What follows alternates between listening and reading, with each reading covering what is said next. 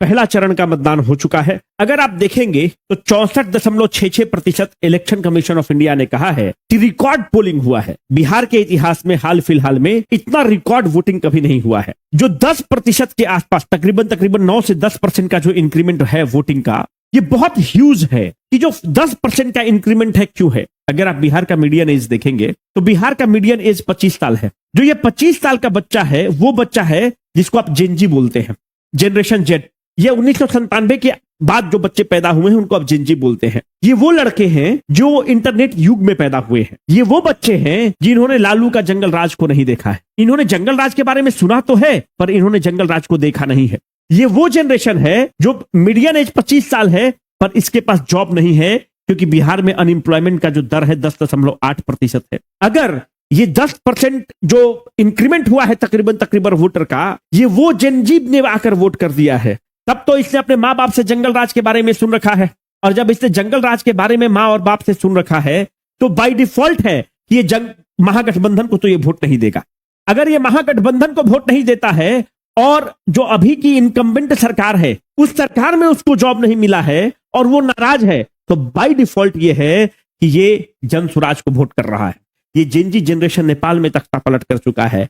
अगर ये Gen Z generation incumbent सरकार से नाराज है और जंगल राज के बारे में इसने अपने माँ और बाप से सुन रखा है, तो बाय डिफॉल्ट ये हो रहा है कि ये जन स्वराज को वोट कर रहा है। अगर मानते हैं कि 10% का जो इंक्रीमेंट हुआ है, जो लोग छठ में आए हुए थे, जिसको दिल्ली में बिहारी कहकर आप उसका मजाक उड़ाते हैं, बम्बे में भैया कहकर उसको 2 थप्पड़ मारते हैं। We are the first great citizens, we Biharis are the first great citizens, but we are languaging as a third great citizens because of this politicians.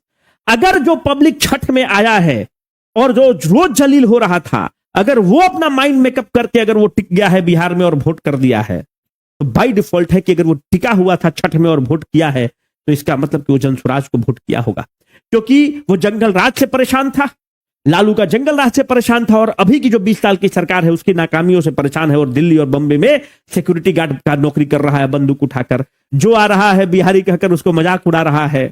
जब आप बिहारी कह के किसी को थर्ड ग्रेड सिटीजन के रूप में आप उसको ट्रीट करते हैं, beat RJD, beat Congress, beat CPI Male, beat Bhajpa, beat JDU, हम लोग जो बिहारी युवक जो दिल्ली में पिटा रहा है, दिल्ली में जलील हो रहा है, बम्बे में जलील हो रहा है, महाराष्ट्र में थप्पड़ खा रहा है, वह तुम नेताओं की नाकामयाबियों के कारण हो रहा है, तुम्हारा पैथेटिक रवैया के कारण हो रहा है, तुम्हारे भूचड़पन और गंवारपन के कारण हम लोग जलील हो रहे हैं।